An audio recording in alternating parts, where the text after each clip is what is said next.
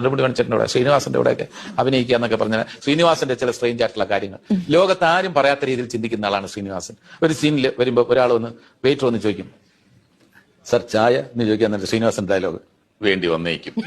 ഇങ്ങനെ ലോകത്ത് ആരെങ്കിലും ഒന്നുകിൽ വേണം അല്ലെങ്കിൽ വേണ്ട. ശ്രീനിവാസൻ വേണ്ടി വന്നേക്കും. ഇങ്ങനെയുള്ള സ്ട്രേഞ്ച് ആയിട്ടുള്ള ഹ്യൂമറുകൾ പറയാൻ ഇവരൊക്കെ ഭയങ്കരമാണ്. അതിന്റെ കൂട്ടത്തിലൊക്കെ ഒരു ശ്രമങ്ങൾ കുറച്ച് ഞാൻ നടത്തിയിട്ടുണ്ടെന്ന് എനിക്ക് പറയാൻ പറ്റും. 43 കൊല്ലത്തിന് മുമ്പാണ് ഞാൻ അദ്ദേഹത്തെ ആദ്യം കാണുന്നതും ഓടരുതമ്മാവ് ആളറിയാമെന്ന് പറഞ്ഞ സിനിമയിൽ. ലവ് അറ്റ് ഫസ്റ്റ് സൈറ്റ് എന്നൊക്കെ പറയുന്ന പോലെ ഫ്രണ്ട്ഷിപ്പ് അറ്റ് ഫസ്റ്റ് സൈറ്റ്. ഫസ്റ്റിൽ തന്നെ കൈ കൊടുക്കുന്ന ആ ബന്ധം ഞാൻ ഫോൺ വിളിക്കുന്നത് വരെ കാത്തു സൂക്ഷിച്ചു. ഒരിക്കൽ പോലും അദ്ദേഹം ഈ സിനിമ എടുത്ത് അതിനകത്തൊക്കെ സാമ്പത്തിക പ്രശ്നങ്ങളൊക്കെ വരുന്ന മേഖലയാണ്. അദ്ദേഹം എഴുതിയ സിനിമയിൽ ഞാൻ ഹീറോ ആയിട്ട് അഭിനയിച്ചിട്ടുണ്ട്, അദ്ദേഹം ഹീറോ ആയിട്ട് അഭിനയിക്കുന്ന സ്ഥലത്ത് ഞാൻ ചെറിയ റോളിൽ അഭിനയിച്ചിട്ടുണ്ട്. അപ്പോഴൊന്നും തന്നെ ഒരു പ്രാവശ്യം പോലും അദ്ദേഹം എന്നെ ഏതെങ്കിലും തരത്തിൽ മുഖമൊന്ന് ചുളിച്ച് സംസാരിച്ചിട്ടില്ല. അത്രമാത്രം ഒരു സംശുദ്ധമായ ഫ്രണ്ട്ഷിപ്പ് ഉണ്ടായിരുന്ന ആളാണ്. ഈ കഴിഞ്ഞ ആഴ്ചയും ഞാൻ ടീച്ചറുടെ അടുത്ത് ചോദിച്ചു, അവിടെ നമ്മുടെ ഹീറോ അവിടെ ഒരു ചർച്ചയിലാണ്. നമ്മുടെ എന്താണ് ഒരു സ്ക്രിപ്റ്റിന്റെ ചർച്ചയിലാണ്. ആര് സ്ക്രിപ്റ്റുമായിട്ട് വന്നാലും തന്നാൽ കഴിയുന്ന തരത്തിൽ അവരെ സഹായിക്കുക, എന്നിട്ട് അവരുടെ കാര്യങ്ങൾ പറഞ്ഞു കൊടുക്കുക, അങ്ങനെയൊക്കെ മാറ്റങ്ങൾ വരുത്തുക. ഇതൊക്കെ പുള്ളിയുടെ വലിയ ലഹരിയായിരുന്നു. അപ്പോൾ ആദ്യത്തെ സിനിമ കഥ പറയുമ്പോൾ ഷൂട്ടിംഗ് തുടങ്ങുന്നതിന് മുമ്പ് കഥയെല്ലാം ഉറപ്പിച്ചു. അദ്ദേഹം എൻ്റെ അടുത്ത് പറഞ്ഞു, നമ്മൾ രണ്ടുപേരും ഇതിന്റെ പ്രൊഡ്യൂസർമാരാണ്, നിന്നെ പോലെ തന്നെ അവകാശം എനിക്കുണ്ട്, എന്നെ പോലെ തന്നെ അവകാശം നിനക്കുണ്ട് ഇതിന്റെ കാര്യങ്ങൾ തീരുമാനിക്കാം. ഇതിൽ പ്രധാനപ്പെട്ട 2 റോളുകളാണുള്ളത്. ഒന്ന് barber Balan, 2 super star Ashok Raj. Ashok രാജിന്റെ റോള് നമുക്ക് രണ്ടുപേർക്കും പറ്റത്തില്ല, അത് മമ്മൂട്ടിയോ മോഹൻലാലോ ആരെങ്കിലും ഒരാൾ ചെയ്യണം. പിന്നെ ഉള്ളത് ബാർബർ ബാലന്റെ റോളാണ്. ബാർബർ ബാലനെ ഞാൻ കൺസീവ് ചെയ്തിരിക്കുന്നത് പറഞ്ഞു കഴിഞ്ഞാൽ കുറച്ച് സൗന്ദര്യമില്ലാത്ത പാവപ്പെട്ട ഒരാളായിട്ടുള്ള ദരിദ്രനായ പട്ടിണി പാവമാണ്, ജീവിക്കാൻ വേണ്ടി പോരാടുന്ന ഒരു ചെറിയ കുടിസ് ബാർബർ ഷോപ്പിൽ ഒരു ചെറിയ ഒടിഞ്ഞ കസേരയുമായിട്ടിരിക്കുന്ന, കാഴ്ചയിൽ തന്നെ ഏറ്റവും ദുർബലനായ, ഒരു സൗന്ദര്യവും ഒരു ഓജസ്സും ഇല്ലാത്ത ഒരാൾ വേണമെങ്കിൽ ആ റോള് നിനക്കെടുക്കാം. അത്രയും പറഞ്ഞതിന് ശേഷം കാര്യം ഈക്വൽ അവകാശമാണ്. അപ്പം ഞാൻ പറഞ്ഞു, കഥ ഞാൻ വായിച്ചതാണല്ലോ, പ്രൊഡ്യൂസർ എന്ന നിലയിൽ എന്നെ ഈ തരത്തിലൊക്കെ ആക്കി എടുക്കണമെന്നുണ്ടെങ്കിൽ, സൗന്ദര്യമില്ലാത്ത ആളും ഇങ്ങനെ ദരിദ്രനായിട്ടൊക്കെ ആക്കിയെടുക്കണമെന്നുണ്ടെങ്കിൽ മേക്കപ്പിന് ഒരുപാട് കാശ് ചെലവാകും. ഒരു പ്രൊഡ്യൂസർ എന്ന നിലയിൽ ഞാൻ അതിന് തയ്യാറാകുന്നില്ല എന്ന് പറഞ്ഞിട്ടുള്ള ഈ ഗിവ് ആൻഡ് ടേക്ക് എന്ന് പറയുന്ന ഒരു ജീവിതം 43 കൊല്ലമായിട്ട് ഞങ്ങൾ ഒന്നിച്ച് ജീവിച്ചുകൊണ്ട് വരികയാണ്. അതുകൊണ്ടാണ് സത്യൻ പറഞ്ഞതുപോലെ അദ്ദേഹമൊന്നും വിട്ടുപോകുന്നില്ല, വിട്ടുപോകാൻ പറ്റത്തില്ല.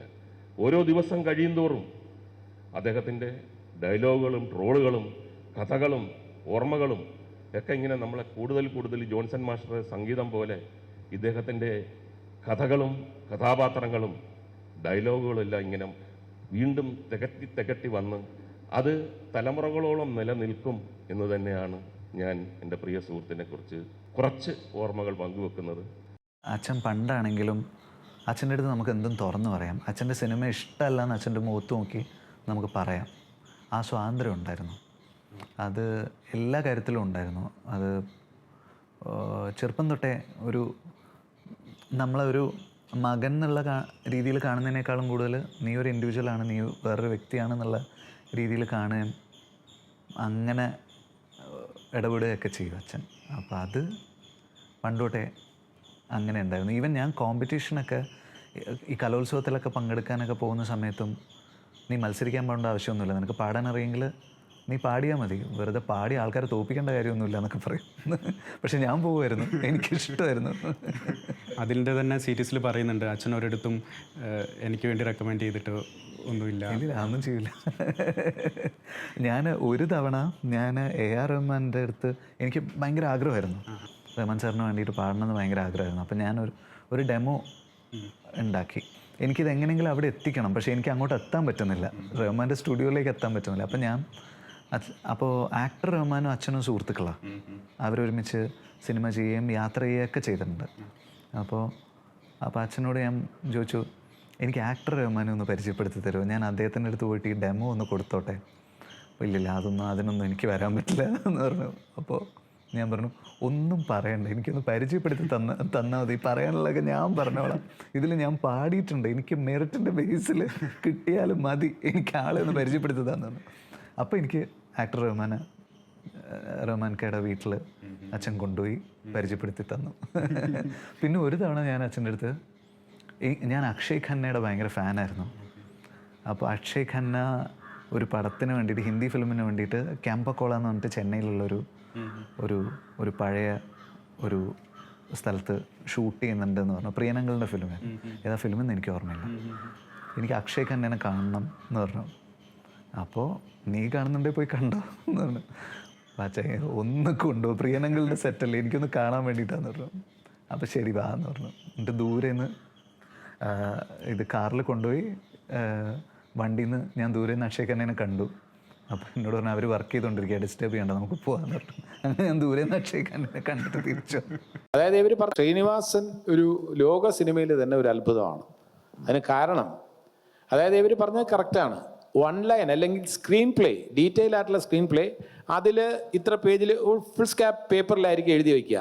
അതിൽ ഡിസ്കസ് ചെയ്യുന്ന ഓരോ ദിവസവും ഡിസ്കസ് ചെയ്യുന്ന മാർജിനിൽ പോയിന്റുകളെല്ലാം ഇങ്ങനെ കുറിച്ച് വയ്ക്കും. അത്ഭുതം എന്ന് പറയുന്നത് ഫസ്റ്റ് ഡേ എടുക്കുന്നത് 98 സീനുകളുണ്ടെങ്കിൽ 97ാമത്തെ സീൻ വേണമെങ്കിൽ എഴുതി കൊടുക്കും.